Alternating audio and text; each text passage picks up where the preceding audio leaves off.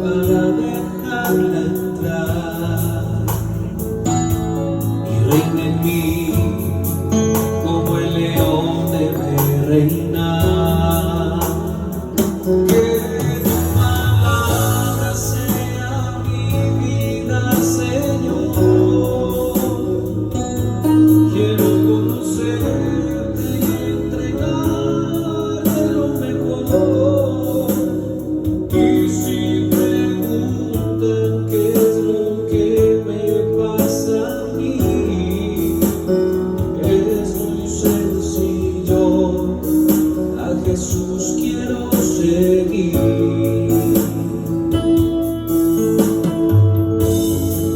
Voy a tomar a Cristo en serio. El Señor esté con ustedes. Lectura del Santo Evangelio según San Lucas.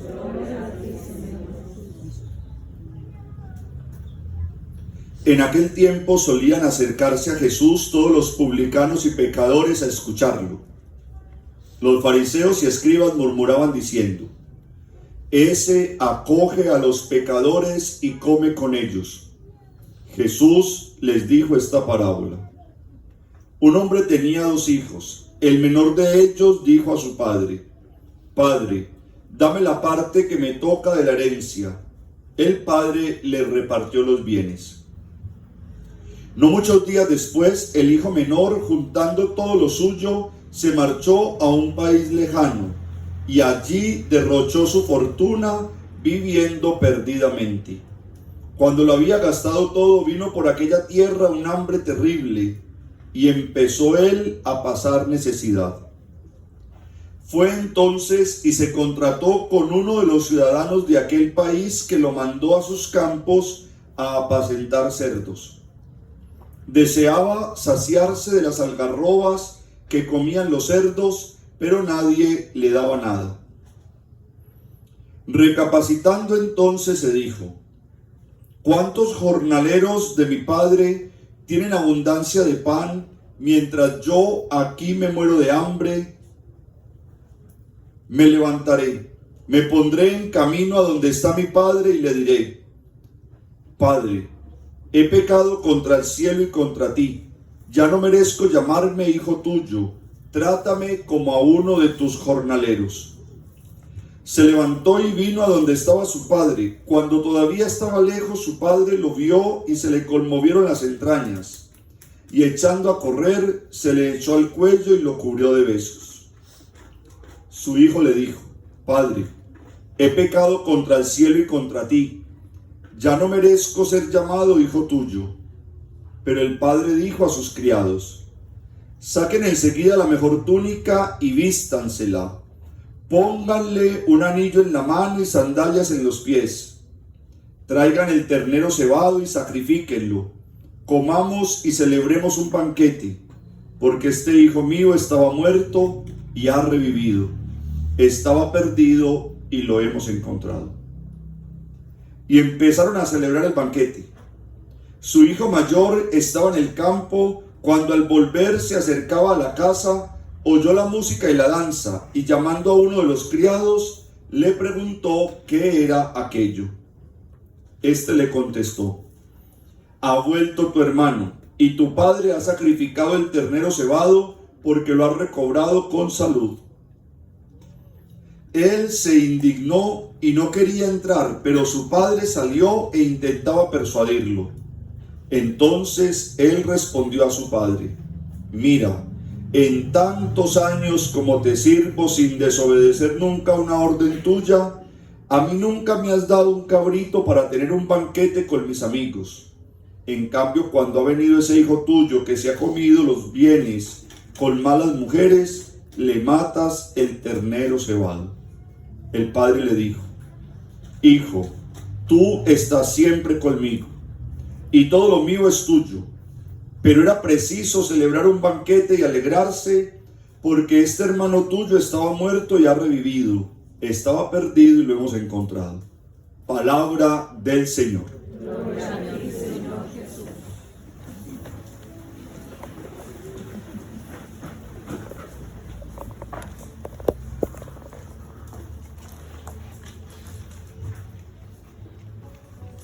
Hemos llegado ya al cuarto domingo de Cuaresma. ¿Cuántos nos faltan? ¿Cuántos dicen ustedes? 2. Nos faltan todavía 2 domingos de Cuaresma. El próximo lo llamaremos quinto domingo de Cuaresma, pero el siguiente ya no lo vamos a llamar sexto domingo de Cuaresma, sino domingo en la Pasión del Señor. Pero todos lo llamamos Domingo de Ramos. Y ya luego se va acabando el tiempo de la Cuaresma, que concluye el Jueves Santo en la mañana, para que el Jueves Santo, a partir del mediodía, ya demos inicio al Triduo Pascual, que es una misa larga, que comienza el Jueves Santo y termina el Sábado Santo. Ese es el misterio de nuestra fe.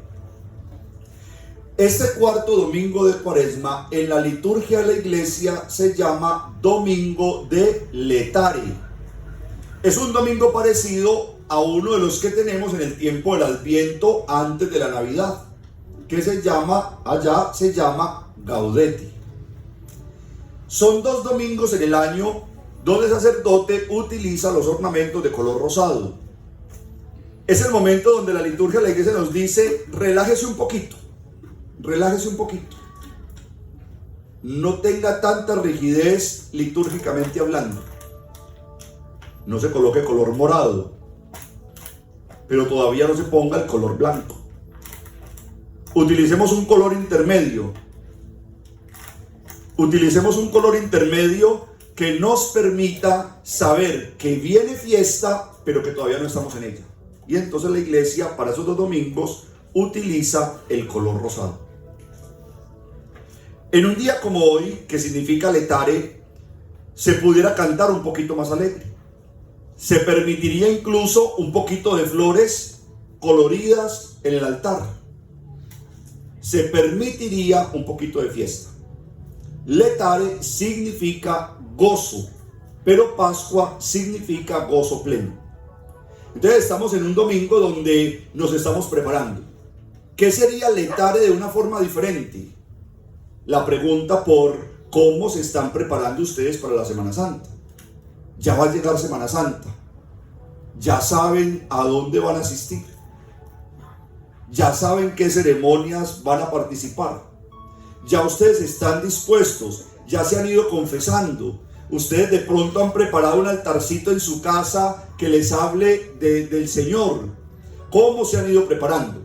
Y yo no sé, pero de pronto los más mayorcitos, como de la edad mía un poquito más para arriba, recordarán que hace algunos años, sobre todo los que somos de pueblo, cuando iba llegando este tiempo del domingo de Letare, a uno le compraban, así le decían a uno, 2 estrenes.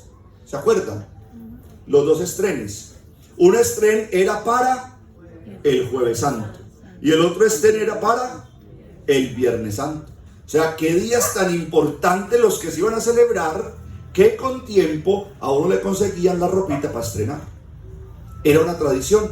Además, para los muchachos que están aquí, los más jovencitos, uno en ese tiempo solamente estrenaba 3 veces al año: Jueves y Viernes Santo y en Navidad. Y si la familia era un poquito más pudiente, en el día del cumpleaños. Pero no estrenaba como ahora. Ahora estrenamos en cualquier momento. Vamos al centro comercial, al niño le gustó una camiseta, es más, se la mira en el vestier y ya sale con ella puesta. En ese tiempo no, tampoco había necesidad, era cultural, solo se estrenaban 3 o 4 veces al año. Y se estrenaba para momentos muy especiales, entre ellos la Semana Santa. Eso era un Letare. Letare era esa preparación, ya casi estreno. Al niño no le importaba que llegaba Jueves Santo. Ya casi estreno, mamá, ¿qué celebramos hoy que estoy estrenando ropa? Papá, porque hoy es un día tan importante que me visten diferente. ¿Qué pasa? Que todo el mundo hoy huele rico. Y entonces era la oportunidad para papá y mamá contarle a sus hijos sobre el misterio de la Pascua. Ese es el domingo de Letare, una preparación. ¿Cómo nos estamos preparando nosotros para esa gran fiesta de la Pascua? Y precisamente en este domingo de gozo, de alegría, escuchamos el Evangelio de San Lucas con una de las parábolas de Jesús más conocidas por todos, la parábola del Hijo Pródigo. Un papá tenía 2 hijos. El menor de ellos ya se quiere independizar. Ya quiere irse a vivir solo. Y entonces le dice al papá: papá, he tomado una decisión, voy a armar rancho aparte, pero con tu herencia. Eso es muy fácil. Es muy fácil uno poderse independizar con la plata de los papás. Eso es lo que hace el hijo menor. Y entonces el papá divide sus bienes, le entrega al menor su parte y al mayor su parte, y el menor al poco tiempo sale y se va. Ahí hay una primera enseñanza. Porque ese papá del Evangelio, Jesús se está refiriendo a Dios Padre. Ese papá del Evangelio ha comprendido lo mismo que comprendió Dios, que a todos nos regaló cuando nos creó la libertad, y que nos dio libertad incluso para alejarnos de Él. Miren que eso es un amor poderoso. Te amo tanto que aunque no esté de acuerdo contigo, respeto tu decisión de apartarse de mí. Nos dio libertad para quedarnos con Él o para alejarnos de Él. Y miren que hay una cosa muy particular, y es que aunque le cause mucho dolor al papá la ida de su hijo, no lo detiene, no impide que se vaya. ¿Por qué? Porque respeta al máximo grado su libertad. Y segundo, pues porque este papá ha comprendido lo que deberían comprender todos los papás del mundo, que los hijos son prestados, que duran un ratico, que los debemos formar y luego los debemos incitar a que vuelen alto, para que puedan hacer su propia vida. Algunos no se van, pero incluso aunque no se vayan, tienen vida propia. Hay otros que deciden no tener una vida propia. ¿Qué sucede entonces con este muchacho cuando se va? Este muchacho quiere irse de la casa porque considera que aún no ha podido vivir la vida. Y miren que eso pasó hace 2000 años y sigue pasando ahora. Y tal vez nos pasó a nosotros. Este muchacho sentía que aunque en la casa lo tenía todo, había familia, había un lugar al que llegar, había paz, tranquilidad, se sentía protegido, sentía amor. Aunque tenía todo esto, el muchacho creía que aún no había podido vivir la vida. Lo que pasa es que en la mente de los muchachos, cuando están en esa edad tan joven, a todos nos pasó, consideramos que para vivir la vida se necesita un poquito de caos y un poquito de desorden. Todo lo necesitamos. A veces no queremos estar tan bien puestos. A veces queremos un poquito de caos y un poquito de desorden. Pero ¿cuál es el problema de esa edad? Que a esa edad uno todavía no conoce de límites. Entonces el poquito de caos y el poquito de desorden terminó desbordándose por completo. Y terminamos completamente enlodados en la propia vida. Eso le pasó a este muchacho. Este muchacho se va con toda la fortuna que le dio el papá a un país lejano, de tal manera que el papá no pueda tener incidencia en lo que él haga. Y allí en ese país lejano, dice el Evangelio, se gasta la plata con un montón de amigos que consigue, paseando, comiendo, con una vida sexual desordenada, viviendo a sus anchas. Y miren, ese muchacho no está lejos de nosotros. Cuando ustedes y yo nos vamos a pasear y nos damos un paseo con todas las comodidades, por allá acostados en una hamaca en la playa, estiramos las manos y decimos: ¿esto sí que es? Vida. Vean, no está tan lejos el muchacho de nosotros. ¿Sí o no? Esto sí que es vida. Pero ¿quién puede vivir en esa condición toda la vida? Es muy difícil. Es muy difícil. Lo mismo pasa con los muchachos cuando se van a rumbear. Y entonces se van para la discoteca, se toman los traguitos y todo lo demás que le meten al cuerpo. Y entonces en medio de la euforia dicen: ¿qué? No digan. De vida. Así dicen los muchachos. Porque creemos que esa es la vida. Y muy bacano todo eso, muy bacano pasear, a mí me gusta mucho, tan rico de pronto ir a bailar un ratico, tomarse unos traguitos decentemente, hasta cierto punto. Pero entonces este pelado creía que la vida era eso, vivir eso, una vida de excesos. Pero adivinen qué le pasó. Se le acabó la plata. Y cuando en medio de ese caos y desorden de la vida a uno se le acaba la plata, lo primero que se van son los amigos. Y detrás de los amigos empezamos a tener problemas de salud, porque fueron tantos los excesos que el cuerpo se resiente.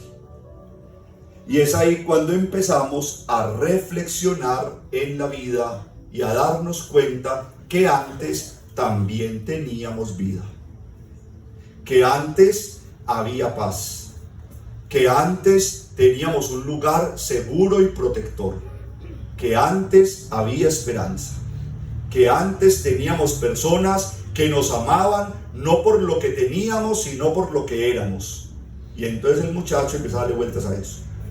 Cuando ese muchacho entra en crisis, cuando nosotros entramos en crisis, y cuando la crisis es económica y tenemos una ausencia de todo el mundo en nuestra vida, entonces se despierta en nosotros un instinto de supervivencia. Y es ahí cuando uno empieza a sobrevivir de alguna manera. Este muchacho se consiguió un trabajo. Yo me lo imagino que tuvo que empeñar todo lo que tenía de lujo, vender sus ropas caras, buscó a todos los amigos a los que antes les había llenado de todo, y cuando ya agotó todos los recursos, consiguió trabajo. Y entonces el trabajo que consiguió se lo dio un hombre rico del pueblo que lo pone a cuidar cerdos. Tal parece que el trabajo era muy injusto, indigno, no porque tenía que cuidar cerdos, sino porque ni siquiera le pagaban lo correcto. Y este hombre sentado ahí junto a los cerdos nos hace llegar a nosotros a otra conclusión muy especial. Y esta conclusión se las voy a decir, pero ustedes tienen derecho en su casa a pensarla y a estar en contra de esta conclusión que yo les voy a decir. Y si me lo quieren decir, escribirme, díganlo. Padre, no estoy de acuerdo con esa conclusión que usted sacó. Me parece que se sobrepasó. Y entonces me lo puede decir. De todas maneras, yo no le voy a parar bolas, pero me lo puede decir. ¿Cuál es la conclusión? Cuando uno se aleja de Dios, termina comiendo aguamasa. Grábense eso. Cuando uno se aleja de Dios, termina comiendo aguamasa. Vuelvo al pueblo. Hace muchos años, en los pueblos no criaban los marranos en las fincas, sino que los criaban en el patio de la casa. Y era casa con casa. Entonces estaba la costumbre de que pasaban 2 o 3 veces a la semana, casa por casa, recogiendo la aguamasa. Y la aguamasa, para los que no saben, son todos los sobrados de la semana, lo que nadie se comió, lo que ya nadie se va a comer, lo que medio se estaba dañando y lo que ya huele maluco. Y todo eso lo echaban las familias en un balde y luego lo recogían porque ese era el alimento de los cerdos. Este muchacho anhelaba poder comer aguamasa. No tenía nada más, nadie le daba nada más. Y yo concluyo que cuando uno se aleja de Dios, termina comiendo aguamasa. Padre, díganoslo de una manera más bonita. Listo. Cuando uno se aleja de Dios, termina mendigando amor. Cuando uno se aleja de Dios, termina permitiéndole a cualquiera lo que sea. Cuando uno se aleja de Dios, pierde la paz, pierde la esperanza, pierde la tranquilidad, pierde la alegría. Cuando uno se aleja de Dios, entonces la vida empieza a generarse unas heridas tan profundas que lo que genera en nosotros es puro dolor. Cuando uno se aleja de Dios, termina siendo humillado, perdiendo la dignidad con tal de poder sobrevivir. Pero en ese momento aparece algo muy especial. Y es que cuando Dios nos dio la libertad, ya había presupuestado que esto podía pasar. Entonces, junto con la libertad, puso una huellita en el corazón de cada ser humano. Una huella que se convierte en un recordatorio. Cuando la vida se aleja de Dios y empieza a dolernos, suena el recordatorio para decirnos: hay un lugar al que siempre puedes volver. Tienes una casa. Hay un papá que te espera con los brazos abiertos. Hay un lugar donde puedes ser amado, donde nadie te va a juzgar. Dios. Y entonces este muchacho del evangelio le llega ese recordatorio a la mente, se pone a pensar y dice, pues claro, en la casa de mi padre hay comida de sobra. Los trabajadores viven mejor que yo. Allá todo el mundo es tratado con dignidad. Se respeta la diferencia. Hay paz. Hay una buena convivencia. Allí se respira amor. Voy a volver a la casa de mi padre. Allá hay vida. Pero luego viene un problema interno. Hay un ego. Y ese muchacho siente que no tiene cabeza, no tiene cara para presentarse ante el papá.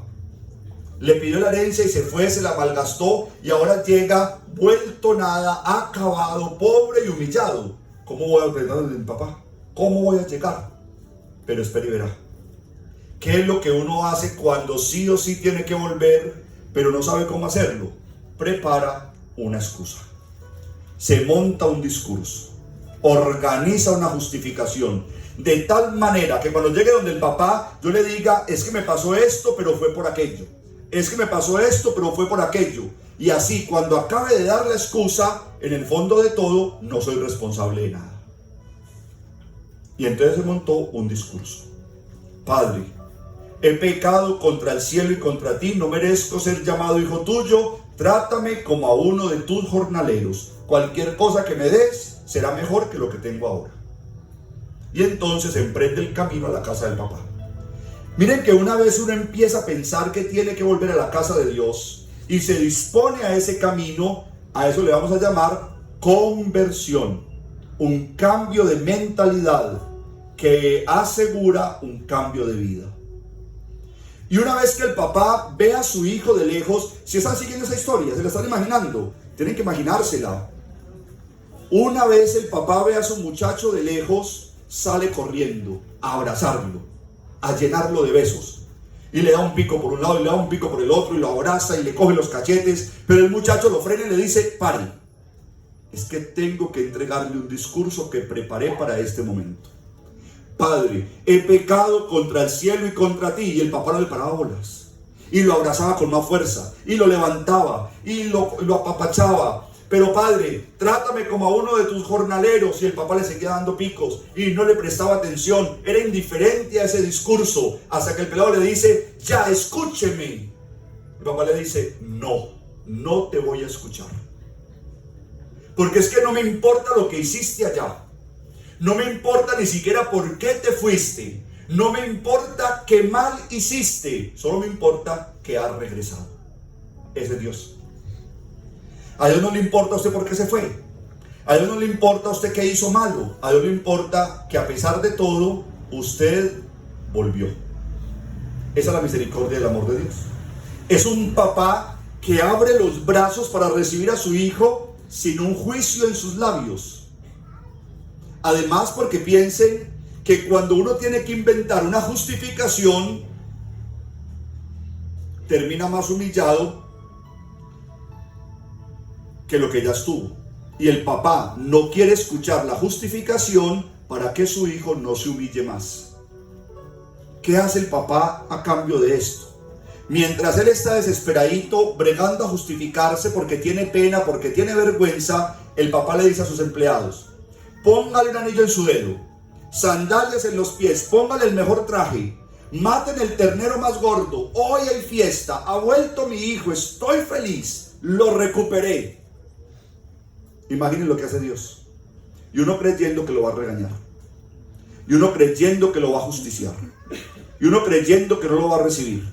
Padre, hace más de 20 años no me confieso. Padre, hace 10 años me fui de la iglesia. Padre, hace 5 años me regañó un cura cuando me estaba confesando y no me quise volver a confesar. Pues esta es la casa suya. Es la casa de Dios. Aquí siempre hay un lugar para usted. Una vez este muchacho entra en la casa del papá, recupera la vida. Y algunos dirán, padre, ¿cómo así que recupera la vida? ¿Volvió a tener platica? No les puedo decir sobre eso. pero sí les puedo decir que volvió a tener paz, volvió a tener tranquilidad. Llegó a un lugar donde lo estaban amando de verdad, donde lo respetaban, donde se preocupaban por él, donde le daban el valor que tenía, donde le hablaban con amor, donde tenía familia. Este muchacho volvió a vivir, volvió a vivir. Pero hay una cosa muy importante. Pasa que este evangelio es muy largo y tengo que decirles lo último antes de que se me vayan.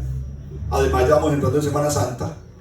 Entonces hay una cosa muy delicada, y es que mucha gente vuelve a Dios esperando que Dios lo libre de las consecuencias del mal que ha hecho, y eso no lo hace Dios. Porque si hay gente que llega donde Dios y le dice: Señor, mira que volví, por eso te pido que después del robo que hice en la empresa no me echen del trabajo y no me metan a la cárcel. No, yo no te puedo ayudar con eso. Porque si yo te ayudara con eso, yo fuera un Dios injusto y alcahueta. En cambio, venga, yo le voy a dar paz, yo le doy sabiduría, yo lo lleno de amor para recuperar en usted la vida de adentro, yo le sano las heridas. ¿Y qué hago yo con eso? Usted con todo eso, estoy seguro, es capaz de solucionar lo que hizo allá. Esa es la manera de actuar de Dios. Señor, por favor, que no se me acabe mi matrimonio. ¿Qué hiciste? Fui infiel. Venga, yo le doy sabiduría, yo le doy paz, yo lo hago fuerte, yo le doy inteligencia, y con eso, vaya solución. Yo estoy seguro que lo puedes lograr. De pronto voy a tocar el corazón de tu pareja para que te pueda escuchar. De pronto para que pueda ver que hay futuro. Pero eso lo tiene que arreglar usted, porque usted fue el que lo dañó.